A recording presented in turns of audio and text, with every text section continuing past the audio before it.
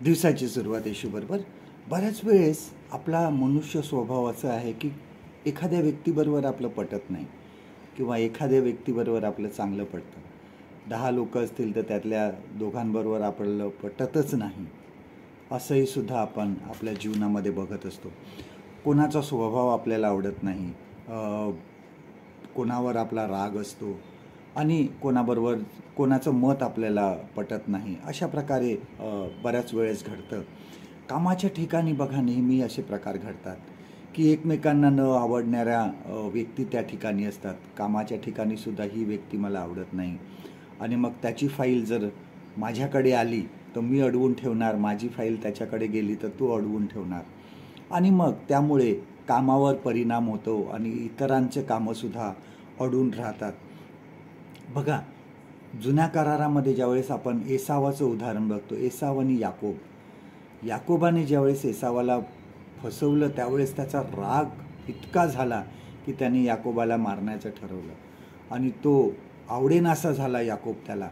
पण ह्यामुळे दोघांचंही नुकसान झालं. दोघंही आपल्या घरापासून दूर गेले. एसाव भटकतच राहिला, याकोब दुसऱ्या ठिकाणी गेला त्याच्या मामाकडे आणि तिकडं जाऊन राहिला. परंतु दोघंही आपापल्या घरापासून दूर गेले. का?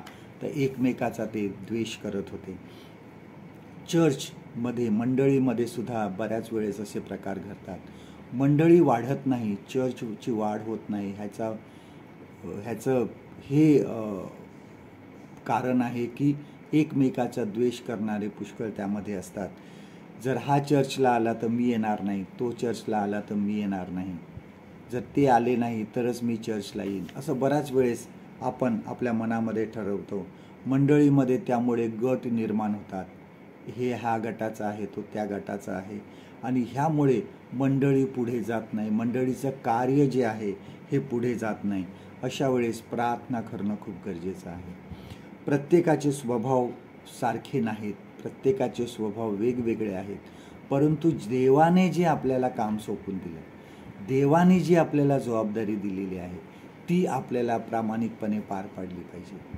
आपल्याला कोणी आवडो कोणी न आवडो, आपला स्वभाव असतो तो, परंतु देवाचं काम त्यामुळे अडलं नाही पाहिजे असं आपण ठरवलं पाहिजे.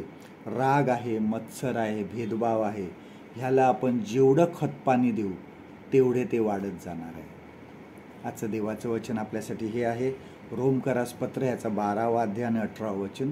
रोमन्स चॅप्टर 12 अँड वर्स 18.